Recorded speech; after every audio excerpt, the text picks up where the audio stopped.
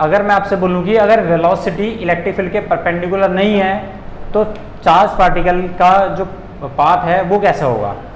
तो देखना एक बार, इसमें एक केस और बनाते हैं, number 5, if velocity is not perpendicular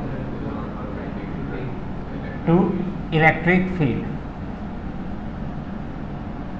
तो अगर मैं बात करूं आपसे इलेक्ट्रिक फील्ड के बारे में, तो ये हमारी इलेक्ट्रिक फील्ड है।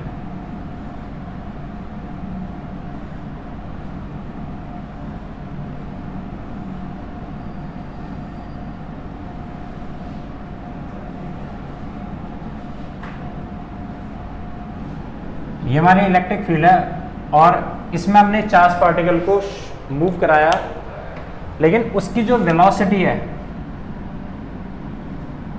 उसकी जो वेलोसिटी है वो वेलोसिटी किसके परपेंडिकुलर नहीं है, इलेक्ट्रिक फील्ड के परपेंडिकुलर नहीं है। तो अगर किसी एक चार्ज पार्टिकल की वेलोसिटी इलेक्ट्रिक फील्ड के परपेंडिकुलर नहीं होती तो उस कंडीशन में हमें क्या निकालना है, चार्ज पार्टिकल का पाथ निकालना है। तो वो पाथ क्या होगा वो हम डिटरमाइन करते हैं। तो देखिए जी, ये चार्ज पार्टिकल की वेलोसिटी थी और ये एंगल कितना बना रहे हैं इसके साथ, ये बात समझ में। तो अगर velocity is not perpendicular to electric field तो उस कंडीशन में हम क्या करते हैं, इस इलेक्ट्रिक फील्ड के दो कंपोनेंट बना लेते हैं। एक कंपोनेंट तो इसके अलोंग काम करेगा और एक कंपोनेंट इसके अलोंग काम करेगा। ये बात समझ में आती है। अगर इस वेलोसिटी के दो कंपोनेंट बनाएंगे तो एक कंपोनेंट इसके अलोंग क्या आएगा, तो ये इनिशियल वेलोसिटी u, ये इनिशियल वेलोसिटी u, ये के दो कंपोनेंट बन गए। तो u का एक कंपोनेंट इसके साथ कितना बनाएगा, u cos थीटा, और इधर कितना बनाएगा, u sin थीटा। अब फोर्स कैसे काम कर रही है, इलेक्ट्रिक फील्ड तो इस डायरेक्शन में काम कर रही है, तो ये इलेक्ट्रिक फील्ड इस डायरेक्शन में जो इसकी वेलोसिटी है u sin थीटा उसे अफेक्ट नहीं करेगी। किससे अफेक्ट करेगी, u cos थीटा को। तो under the effect of two motions, under the effect of two velocities, इस बॉडी का पाथ कैसा होगा वो हम देख लेते हैं। तो सोचो, इस बात को समझो कि इस डायरेक्शन में अगर इलेक्ट्रिक फील्ड इस डायरेक्शन में फोर्स लगती है तो इसकी वेलोसिटी तो बदलेगी नहीं। तो अल्टीमेटली चार्ज पार्टिकल अभी कहाँ गया, यहाँ है। तो एक सेकंड के बाद हम देखते हैं कि ये इलेक्ट्रिक फील्ड इस डायरेक्शन में इसकी वेलोसिटी को चेंज नहीं कर सकती। नहीं कर सकती तो क्या होगा, ये चार्ज पार्टिकल का की वेलोसिटी अभी भी कैसी रहेगी, इस डायरेक्शन में इतनी रहेगी। तो जो ये पहले थी उतनी वेलोसिटी अभी भी बनी रहेगी, लेकिन इस डायरेक्शन में इसकी वेलोसिटी क्या होगी, पहले से बढ़ जाएगी। अगर बढ़ जाएगी तो ये body under the effect of two forces क्या करेगी, पहले ये इस डायरेक्शन में मूव कर रही थी भाई साहब, अब किधर मूव करेगी, अपने इधर रिजल्टेंट की तरफ मूव करेगी। फिर क्या होगा, फिर से ये होगा कि ये वाली इलेक्ट्रिक फील्ड इस डायरेक्शन में जो इसकी वेलोसिटी थी u sin थीटा उसे तो चेंज करेगी नहीं, लेकिन इस डायरेक्शन में इसकी वेलोसिटी को पहले से बढ़ा देगी। पहले वेलोसिटी कम थी, बढ़ गई, अब ये बढ़ गई। ये पहले भी इतना ही था, अभी भी इतना ही और अभी भी इतना ही है। तो ये वाला चार्ज पार्टिकल कैसे मूव करेगा, तो आंसर है ना तो ये इधर जाएगा, ना इधर जाएगा, ना इधर जाएगा। कहाँ जाएगा, जहाँ इसका रिजल्टेंट हो। फिर से यही होगा, अगले सेकंड के बाद भी यही होगा कि इस डायरेक्शन में तो इसकी वेलोसिटी चेंज नहीं होगी, लेकिन इस डायरेक्शन में इसकी वेलोसिटी पहले से और बढ़ जाएगी। बढ़ जाएगी तो हम क्या देखते हैं, चार्ज पार्टिकल फिर से इसके रिजल्टेंट की तरफ मूव करेगा और अल्टीमेटली क्या होगा, इस मैग्नेटिक फील्ड से इलेक्ट्रिक फील्ड से बाहर होगा।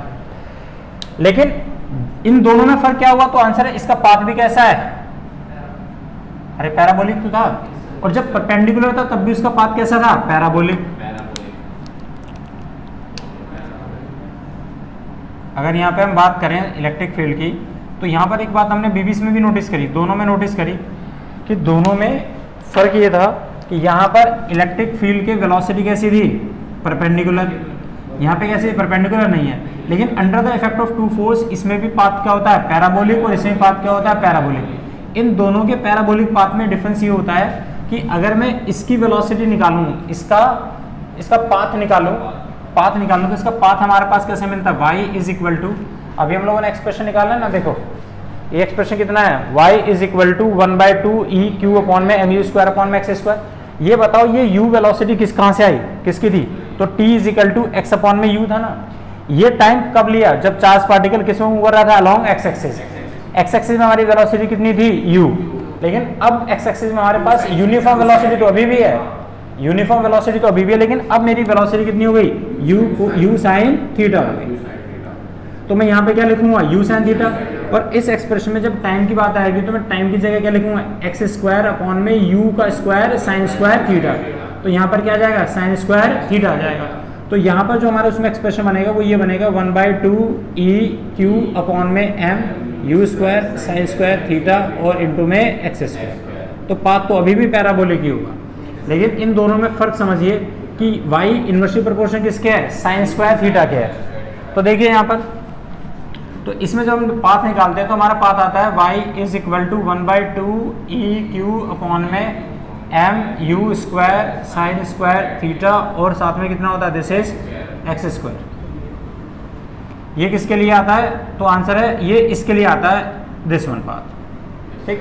लेकिन जब इसमें हम पाथ निकालते हैं तो हमारा पाथ आता है कितना, this is y is equal to कितना 1/2 e⁴ और एक्स स्क्वायर। अब इन दोनों में फर्क देखिए, ये इसको यहाँ लिख लीजिए 1/2 e⁴ sin स्क्वायर थीटा और इंटू में एक्स स्क्वायर। इन दोनों में फर्क देखिए, दोनों में डिफरेंस ये है कि यहाँ वेलोसिटी परपेंडिकुलर नहीं है किसके, इलेक्ट्रिक फील्ड के। यहाँ वेलोसिटी परपेंडिकुलर किसके है, इलेक्ट्रिक फील्ड के। अब दोनों में से देख, y का डिस्प्लेसमेंट ज्यादा होना कम होना कौन कंट्रोल करेगा, साइन थीटा। तो किसी भी ट्रिग्नोमेट्रिक फंक्शन की वैल्यू मैक्सिमम कितनी होती है, 1। तो अगर मेरा थीटा की वैल्यू 1 मैक्सिमम हो जाए, 90 हो जाए, तो इसका मतलब मेरा डिनोमिनेटर बढ़ जाएगा। अगर मेरा डिनोमिनेटर बढ़ गया तो डिस्प्लेसमेंट कैसा होगा, कम। कैसा होगा, कम।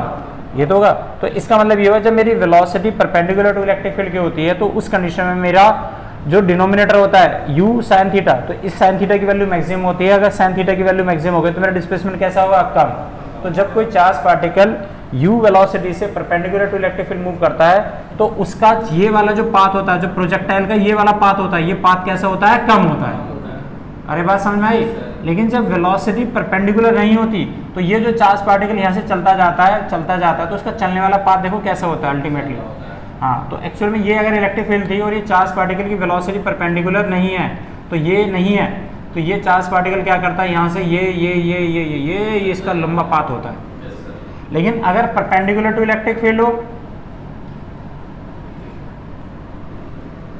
नहीं है बेटे बात समझ में, तो ये ऐसा निकलता हुआ चला जाता है। इसका पाथ कैसा होता है, छोटा, इसका पाथ कैसा होता है, बड़ा होता है। दोनों में डिफरेंस समझना है। अगर velocity perpendicular to electric field है तो प्रोजेक्टाइल का ये पाथ कैसा होता है, हमेशा छोटा होगा। ये पाथ कैसा होगा, छोटा। अच्छा, अगर नहीं है तो पाथ कैसा होगा, बड़ा। तो ये इलेक्ट्रिक फील्ड, ये यहाँ तक इलेक्ट्रिक फील्ड होंगी, this is the electric field. ये इतना जाके पाथ ट्रेवल करेगा, आगे तक मूव करेगा, तब जाके इससे बाहर होगा।